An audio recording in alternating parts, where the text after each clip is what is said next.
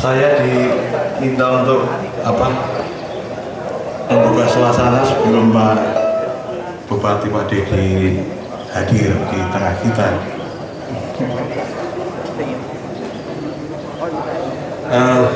Sebelum Pak Dedi akan membuka acara ini,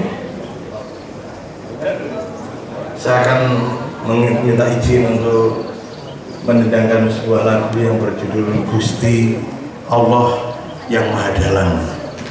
Ini untuk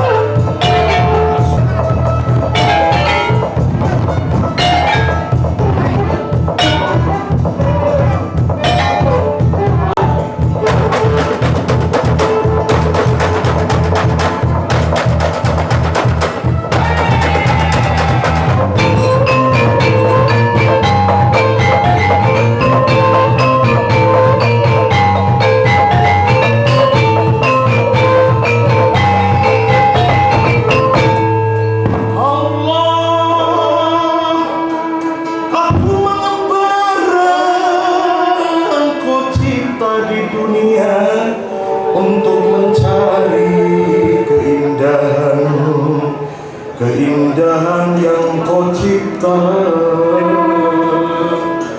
Ku temukan keindahan di pucuk daun, di waktu subuh.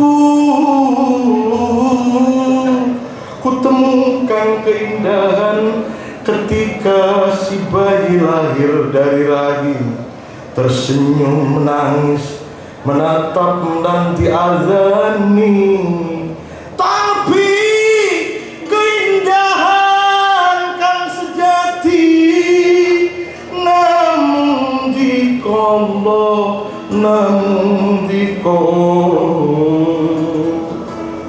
bukan harta, bukan kuasa, bukan nama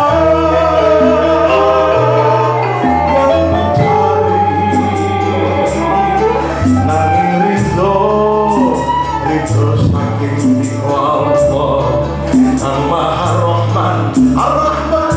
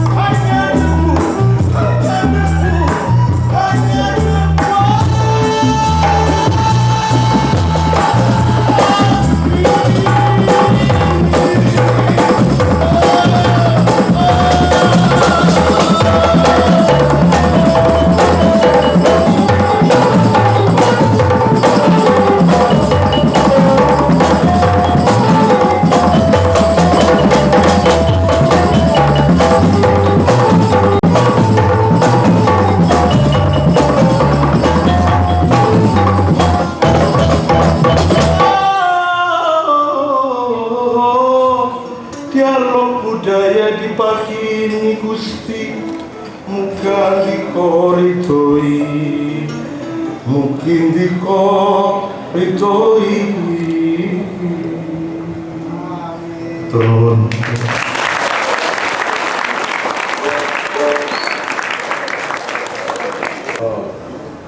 Oh iya. Jadi apa?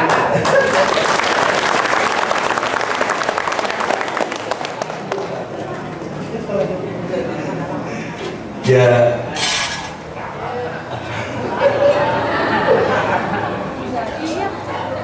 baru hari ini saya mendengar ini ya tentang zikir tanah, karena sekitar setengah tahun yang lalu saya terkagum dengan seorang kiai di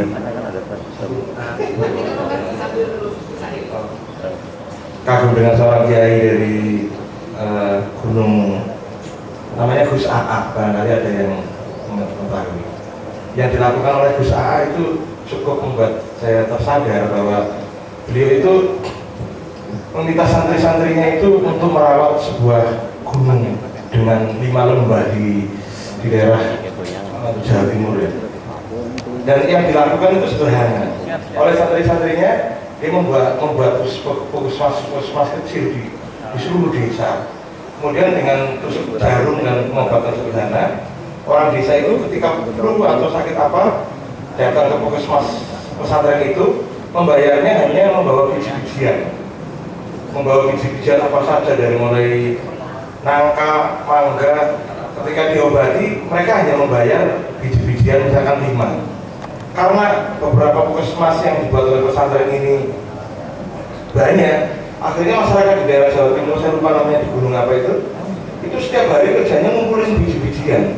Karena kalau kamu flu, nanti ini obatnya biji-bijian yang kamu makan, nanti makan apa jangan dibuang biji-bijiannya.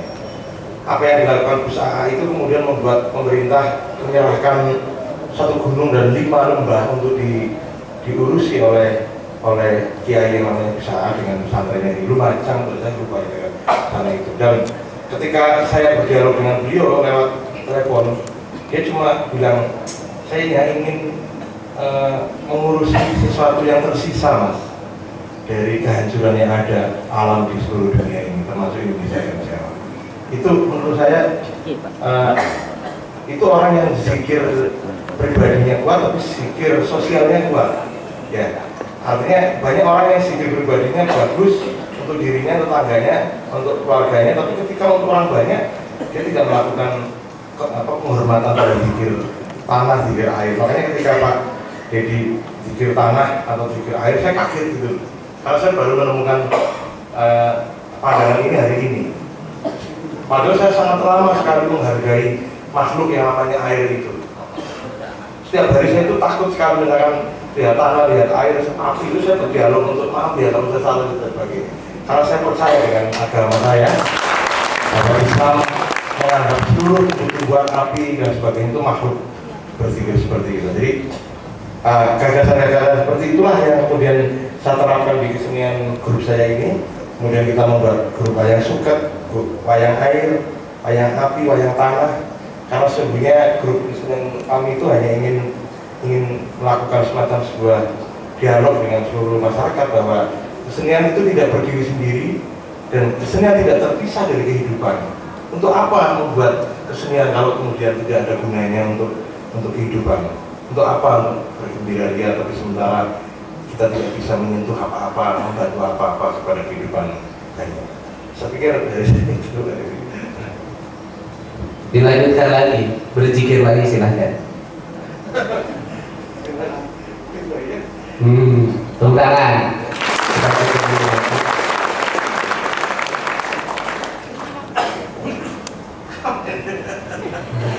Ini orang pandai. Kalau orang pandai begitu, disuruh tuh pura-pura nggak bisa, bukan pura-pura, itu tawaran buat dirinya. Ya. Cuma juga ada anak-anak gadis, mohon untuk tidak naksir karena udah punya istri. Juga yang mau naksir masuk berarti ini.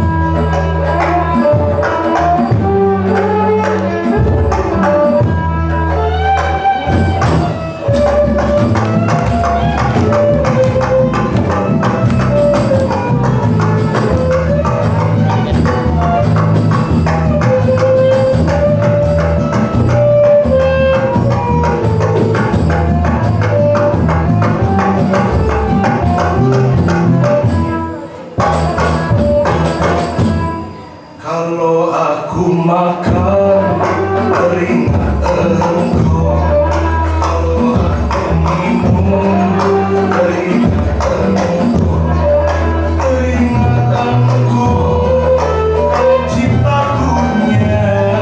Oh, teringat engkau, kau cipta dunia. Gusti Allah yang Maha Esa.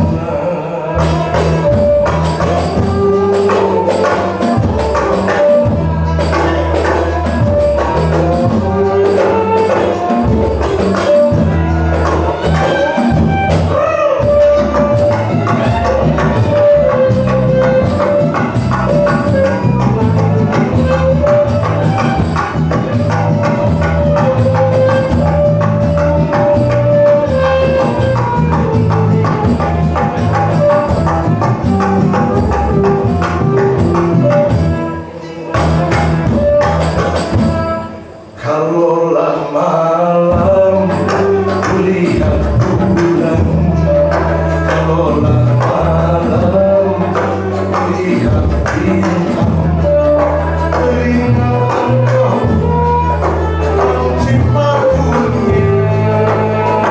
Teringat engkau, kau cipta dunia. Gusti Allah yang Maha Indah, Maha Dusta.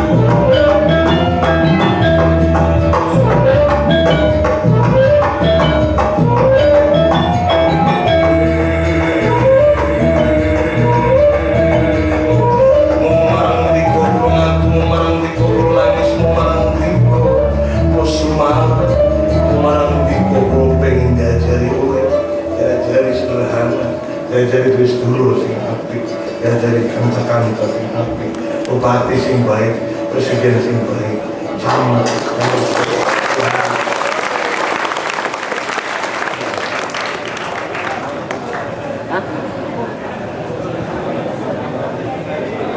Bupati sing baik, presiden sing baik, camat sing baik. Tepuk tangan buat camat sing baik. Tolong dijelasin lagu itu apa? Iya. Jadi saya punya cerita dari dulu waktu saya diajari kiai saya di Tegal di sebuah pondok babakan lupa surga. Satu lagi mas, anggota DPRD juga sing baik kemarin. Itu karena saya terlalu percaya sampai tawakokan dengan kiai saya. Kiai saya itu kalau mengajari hari kecil-kecil, misalnya kalau berbuat apa-apa, Bismillah lah, karena itu penting. Nah karena begitu saya kalau pakai celana itu pasti Bismillah. Pakai celana, pakai pakaian Bismillah. Jadi pakai celana mas Bismillah juga. Bismillah. Soalnya kalau nggak pakai Bismillah nggak masuk mas. Dan suatu saat saya itu kan tidurnya di masjid. Tapi kalau jam Isya saya pulang ke rumah. Tiba-tiba di hari itu saya lupa. Biasanya kalau di masjid itu kan para santri itu celananya ditaruh di pintu, ya kan? Saya kalau teman-teman tahu. Kemudian saya pulang lupa tidak bismillah. Tidur jam 2 bangun saya lupa bahwa saya belum bismillah. Padahal rumah saya dengan masjid saya itu hampir 20 menit lah. Saya lari ke masjid malam-malam jam 2, celana saya taruh di pintu lagi, kemudian bismillahirrahmanirrahim, baru saya pulang kembali ke rumah. Jadi lucu ya, kadang-kadang perintah kiai yang begitu kita lakukan, tapi kalau kita menafsirnya dengan ngawur juga jadi kacau juga menurut saya. Karena harus lari ke masjid untuk bismillah. Percaya, tapi saya urusan lari nggak percaya sama Mas. Apa ya Mas? Iya. Apa Mas bisa lari? Bisa. Nah, lagu ini tentang itu, bahwa bismillah itu adalah mengingat Gusti Allah terus setiap saat, dalam apapun yang akan minum dan seterusnya. Saya pikir ini sederhana. Dalam perspektif Mas, bismillah itu apa? Bismillah itu kalau dalam arti lumrahnya kan dengan nama Allah yang Maha Pengasih dan Maha Penyayang. Tapi sebenarnya kata bismillah itu mengajari kita untuk terus memahami kata sayang dan kasih itu. Ya, karena kesempatan kita mengasihi orang itu sedikit daripada membenci. Jadi kalau orang Sunda welas asih. Welas asih. Iya. Orang Jawa apa? Jawa apa? Welas asih. Sama. Welas asih. Jadi selesai acara Mas harus udah ngasih ulas nih sekarang. Mas kan datang ke sini, ngasih lagu, ngasih ulas sama kita. Pulangnya saya berkewajiban ngasih asih sama Mas.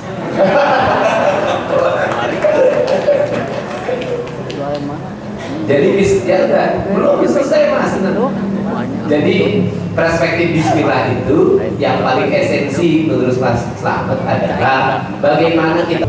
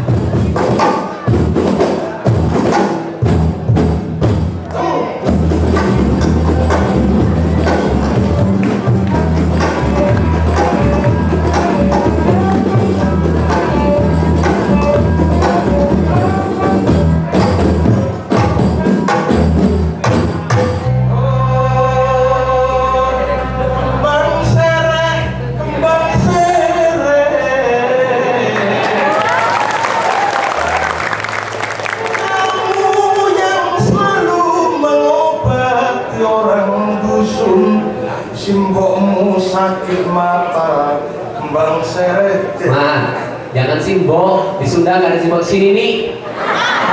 Sini nih. Ya, ini ya. Sini nih sakit mata, kamu sembuhkan dengan air kembang seret. Oh, tapi kenapa kembang seret sekarang hilang? Semua orang nganggo obat generik, pakai obat luar negeri. Tak percaya lagi dengan obat yang ada di kebunmu, sawahmu, di rumahmu.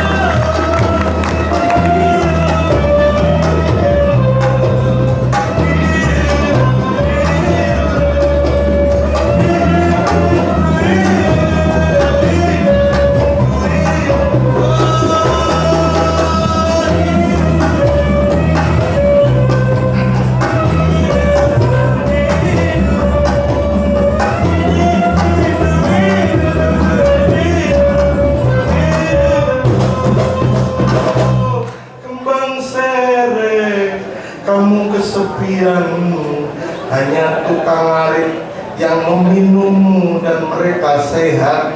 Karena kalau obat keluar negeri udah dicampur kapitalis, dicampur macam-macam,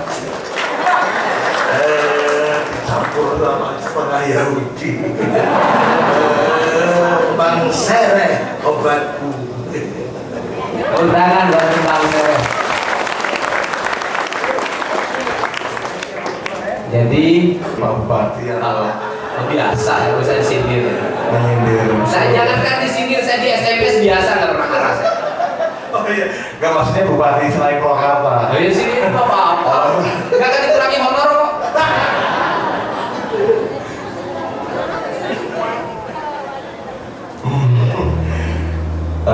Saya itu seorang dalang, jadi saya akan mengkritik diri saya dulu pertama. Ingat tasik, selamat bundono dalang. Kalau dengan wayang, jangan sewenang-wenang. Karena ada dalangnya sewenang-wenang dengan wayang. Bupati jangan sewenang-wenang gitu saja. Dah udah nggak apa-apa. Daripada lebih dulu. Karena gitu minta ya tak lakukan. Ya sudah. Bupati jangan sewenang-wenang bilangin. Ingat tasik, sampean Bupati.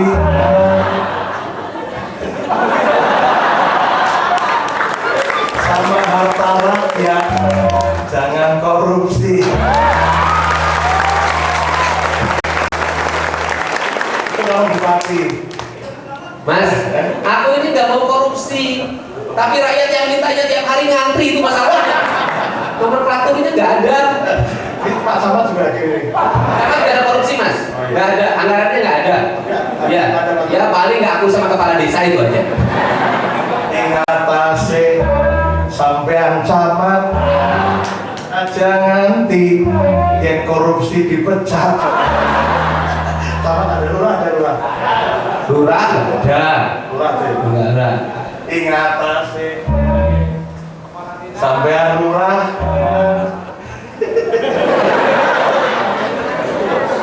Bengkok sawah, aja didol murah. Tanpa guna, bagi bupati, mengendalikan jabat, terus korupsi.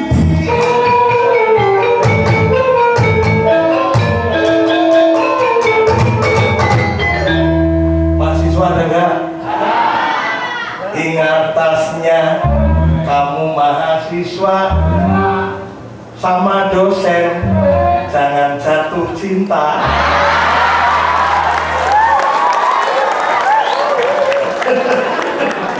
Apa ini? Pak Kiai ada Pak Kiai.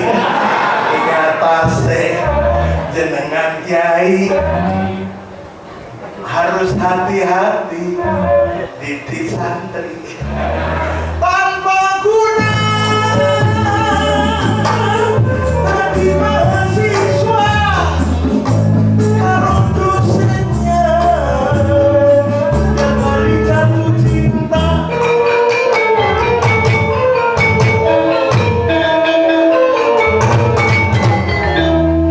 Eman sayang,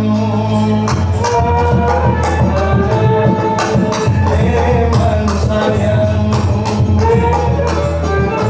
ingat kasih sampean mahasiswa karo dosen jatuh cinta.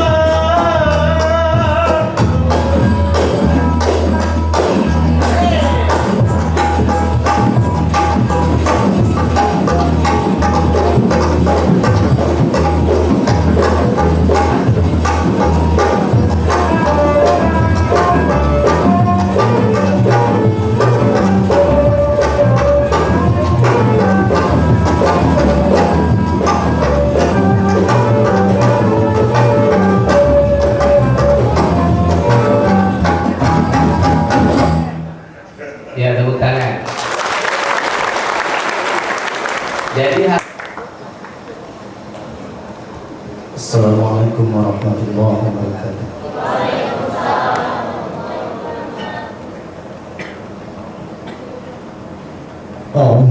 بالله من الشيطان الرجيم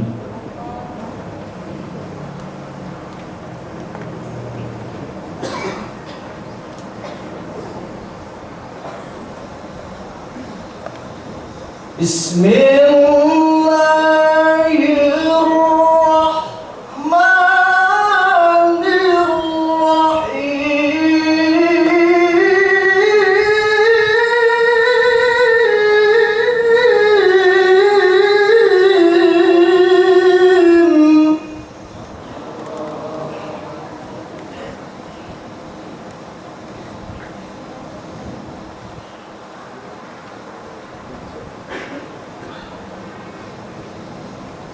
قل لو كان البحر مدادا لكلمات ربي لنفد البحر قبل أن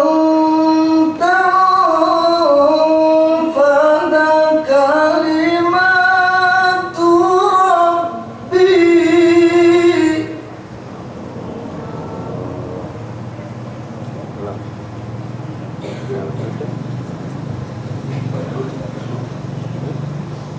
لنفد البحر قبل أن تنفد كلمات ربي ولو جئنا بمثله مددا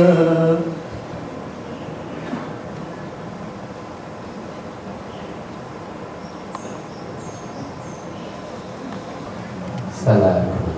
Mas.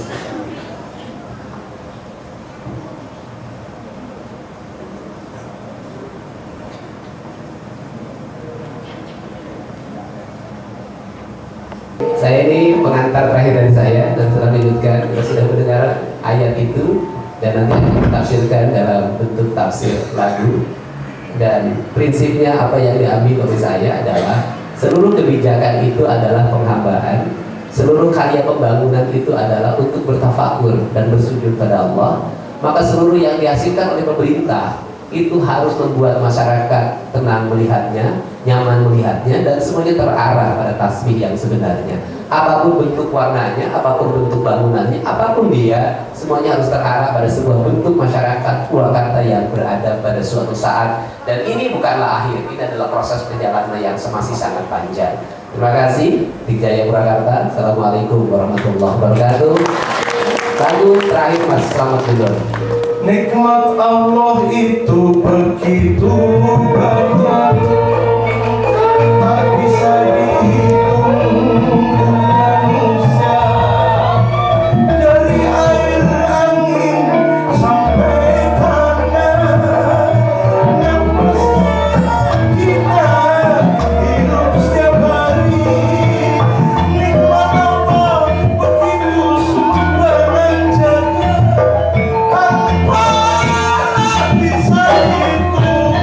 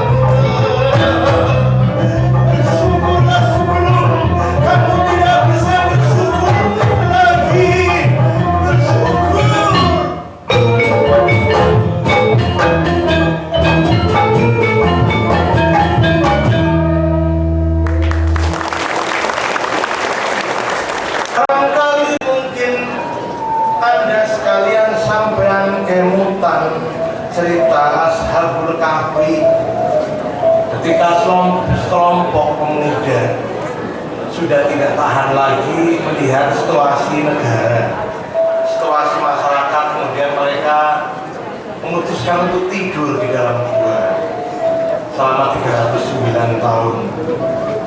Kalau dalam cerita wayang ada cerita Kumbakarna, bagaimana seorang raksasa yang besar yang tubuhnya 400 kilo seperti saya ini, gede, gendut, kemudian terpaksa meninggalkan kakaknya Rahwana untuk tidur karena dia tidak ditahan melihat Rahwana memaksakan cinta kepada Sinta. Jadi cinta itu tidak boleh dipaksakan, cinta itu harus melakukan pengorbanan, tapi juga dicoba untuk dicoba terus menerus, dilakukan terus menerus. Sebuah cinta kadang-kadang berbahaya kalau dia kemudian hanya pikiran satu orang seperti Rahwana yang memaksakan diri bahwa cinta menurut Rahwana adalah enak, sugih, kaya raya dan nyaman dan sebagainya. Cinta itu harus selalu dibicarakan dan dilakukan untuk gagal, dilakukan untuk gagal. Seperti Pak Bupati, jangan biarkan Pak Deddy sendirian untuk mendefinisikan cinta sendirian. Karena kalau enggak, nanti bisa keliru seperti Rahwana. Harus banyak teman yang mencoba untuk membantu beliau untuk menafsiri tentang cinta, untuk menguji gagasan-gagasannya. Kalau hitam putih itu tepat, ya coba didukung. Kalau tidak tepat, coba untuk dikritisi. Karena cinta itu tidak bisa didefinisikan, harus dilakukan bersama-sama.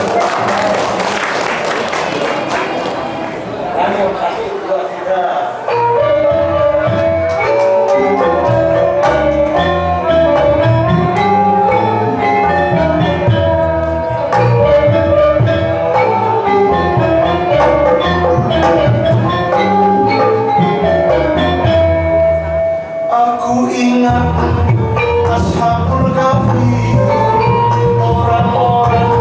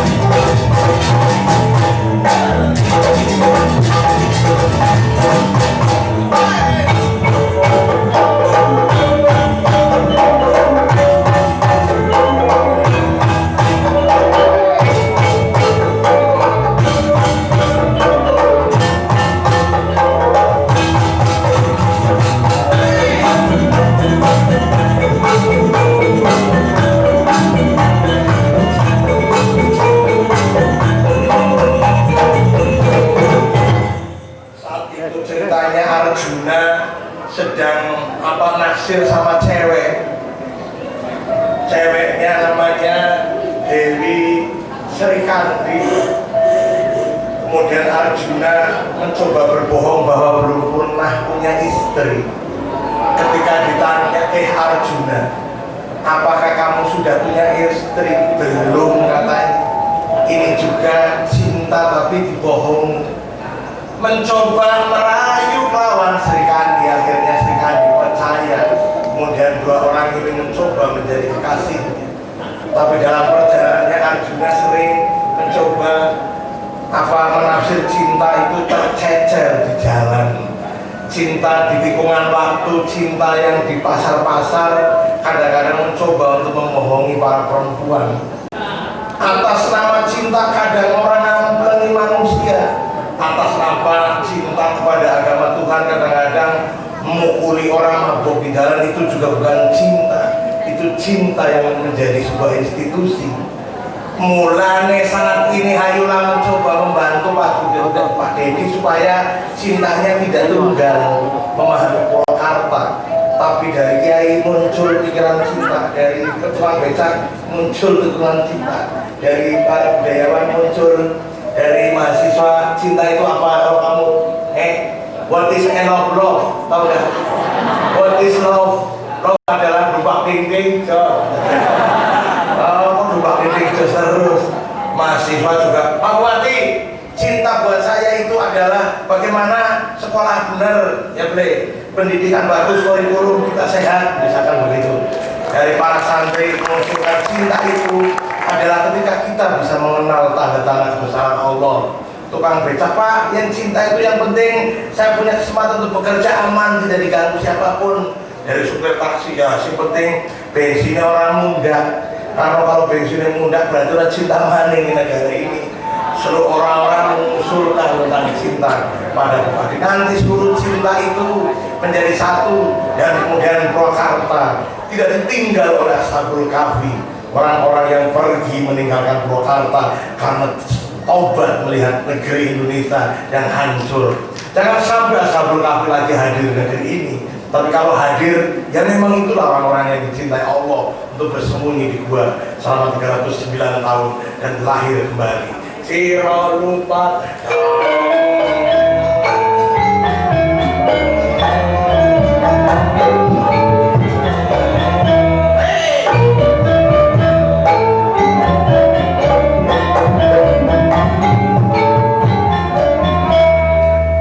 Aku ingat si tukang becak juga punya rasa cinta, apalagi mahasiswa.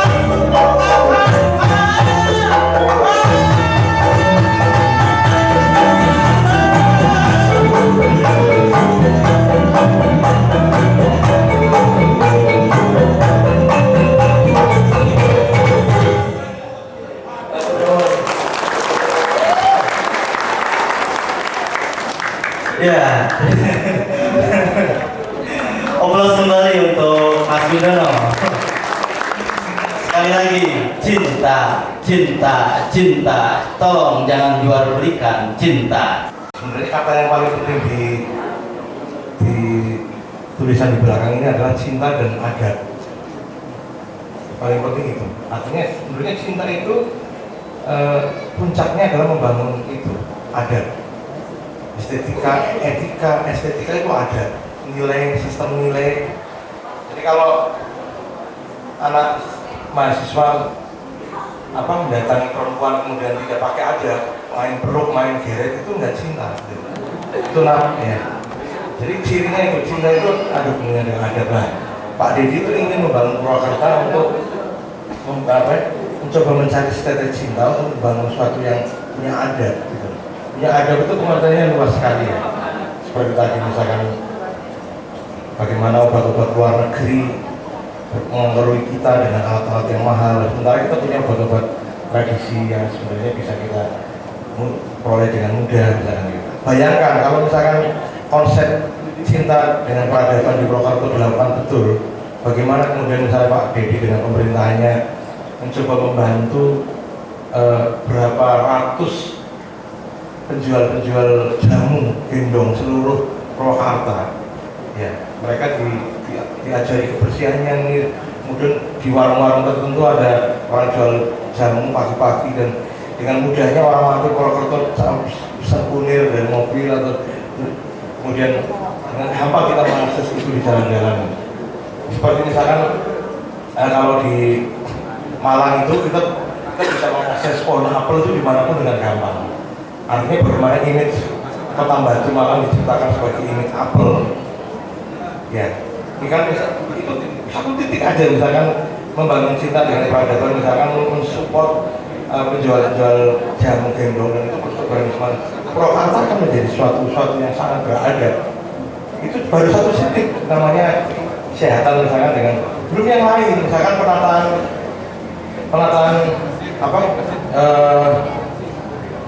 taksi. Saya masuk Purwakarta itu tadi malam, taksi berjojol di jalan hanya pintu sedikit untuk masuk mobil kita ya. Taksi di Purwakarta hebat karena kemudian kita kemanapun bisa naik taksi dengan nomor itu, tapi taksi itu kemudian tidak punya adat ya, harus berdiri di mana, pada gimana, dan itu pemerintah yang harus mengatur itu. Pemerintah yang harus punya komitmen membangun peradaban itu gitu. Itu baru dua ya, transportasi dan kesehatan. Banyak lagi. Jadi sebenarnya yang dimaksud cinta membangun peradaban di Purwakarta itu adalah bagaimana mengembalikan spirit tatanan nilai, tatanan sosial yang punya peradaban untuk Purwakarta, dan itu memang tidak akan banyak dipahami oleh orang banyak. Konsep-konsep seperti ini itu hanya dipahami oleh orang-orang sedikit di Purwakarta ini, tapi orang sedikit inilah yang akan punya pengaruh yang luar biasa di Purwakarta. Anjuran Purwakarta selama Nabi Muhammad sendiri itu kan berapa tahun baru dapat umat Islam 5 orang gitu, ya kan? Para nabi, para mujahid itu sampai di zaman Ali bin Abi Thalib, terus sampai sekarang mereka menemukan orang-orang yang satu pikiran membangun suatu peradaban itu hanya 1-5 orang tapi berpengaruh besar. Di Indonesia sendiri kan gitu kan, Soekarno membangun negara dengan pertama itu Pancasila nggak banyak orang loh yang diculik oleh pemuda untuk memerdekakan, dan pemudanya sedikit sekali. Jadi ini kerjaan orang sedikit sebenarnya, kerjaan orang sedikit di Purwakarta, tapi dia punya pikiran-pikiran yang jenius yang kemudian nanti akan punya efek yang luar biasa untuk masyarakat banyak. Nah, pertanyaannya gini sekarang, kalian mau nggak masuk menjadi salah satu orang yang sedikit ini, yang muda-muda, untuk ikut bangun dengan Pak Deddy ini? Mau nggak? Kalau alasannya itu TV, begini TV gitu, saya itu udah 5-6 bulan nggak nonton TV, tak tutup TV, orang tak tutup, dan saya tidak sakit, tidak apa-apa, sehat. Saya belajar kemana-mana ke pagi, bisa ngomong macam-macam tanpa harus baca televisi. Karena apa? Televisi dipegang oleh para pemodal, dipegang oleh para politikus. Kita tahu TV mana, Bakri, Metro TV, Nasdem, dipegang seluruhnya oleh pemana politik. Kita mau manut di tontonan itu gitu. Kemudian kita membangun rumah, membangun keluarga dengan itu, gitu. Lucu banget. Makan aja seleranya harus ngikuti iklan. ya kan, nakep, oh ini samponya gini, ngapain gitu loh. Kita sendiri yang memang mengorbankan diri masuk dalam sebuah sistem raksasa yang memang mengurus kita. Kita nggak punya kontrol untuk membuat sistem diri sendiri. Ya, kita itu hanya segerombolan orang yang cuti yang namanya televisi itu, ya, dan sedikit sekali yang mencoba menolak dan membangun kembali sedikit sekali. Lah, konsep cinta dan peradaban ini pasti akan orang sedikit di sini. Bayangan saya mungkin ya sekitar 50 orang, termasuk para pembicara di sini, terus para kiai, anak-anak muda ini. Dan ini nggak main-main, nggak main-main, gitu. Nggak main-main. Amerika itu dibangun oleh beberapa orang yang sedikit. Program itu juga. Jadi ini bukan diskusi main-main ya, diskusi yang nantinya kalau kalian memang, dan itu tidak ada umur, ya tua, yang muda. Bahkan saya itu agak tidak percaya sama orang tua sebenarnya. Saya lebih percaya justru pada anak muda. Negara ini dan Amerika juga Jepang seluruhnya dibangun anak muda. Asbabul Hafi itu pun juga muda-muda loh ya.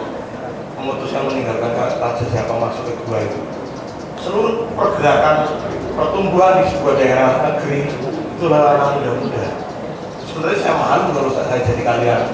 Pak Deddy udah melontar gini, kemudian kalian yang muda-muda juga itu sebetulnya malu saya, karena Soekarno diculik oleh pemuda untuk dipaksa memproklamirkan diri. Hatta saya itu masih muda, tidak ada orang tua di zaman itu. Nah sekarang ketika orang tua membodohi kalian dengan Nasaruddin, dengan korupsi nunun itu dan sebagainya, hal ini dijemur itu. Kalau tidak bisa menjadi demonstran, tidak bisa menjadi demo di DPR, ikut apa Deddy salah satunya, yaitu membantu dia, mensupport dia. Karena saya melihat kalau pas saya dia teman saya, dia akrab teman saya melihat gagasannya menarik, bahwa di masa pemerintahannya ini dia berhasil apa enggak dengan mimpinya. Saya nggak tahu, karena itu butuh berapa dekade sebenarnya ya. Bupati ini kemudian bupati berikutnya itu harus satu spirit, kalau enggak ya hancur. Tapi setidaknya sebagai pancatan atau sebagai awal menarik, didukung, dan didukung bukan untuk Pak Deddy nanti jadi bupati lagi, untuk kita, adik-adik kita yang nanti bayi-bayi yang melahir. Apakah bayi-bayi yang melahir juga sama harus menonton televisi? Tahu gitu loh. Dan geger menonton Nasruddin Mas Singapura itu padahal seluruhnya permainan logika politik yang memang buat untuk 2014. Kalau kita kok ngemel-ngemel, kalau saya nggak mau. Saya lebih banyak mengurusi hal yang kecil-kecil sekarang, dengan beberapa komunitas kecil, bangun apa, menuruni wong, membangun komunitas yang kita percaya. Sebenarnya diskusi ini sangat menarik. Kalau kita harus kembali bahwa ada setetes harapan di Purwakarta yang tujuan utamanya adalah mencari orang sedikit untuk menyimbangkan pikiran-pikiran untuk daerah yang kita cintai bersama. Kalau Purwakarta maju, pasti Tegal, Solo juga ikut lepetan, ikut kena. Saya pikir itu, komentar saya itu. Terus untuk bahasa, ya, ada dua kata cinta, ada dua kata cinta dan peradaban. Ini barangkali nanti akan kita coba dialogkan terkait dengan yang tadi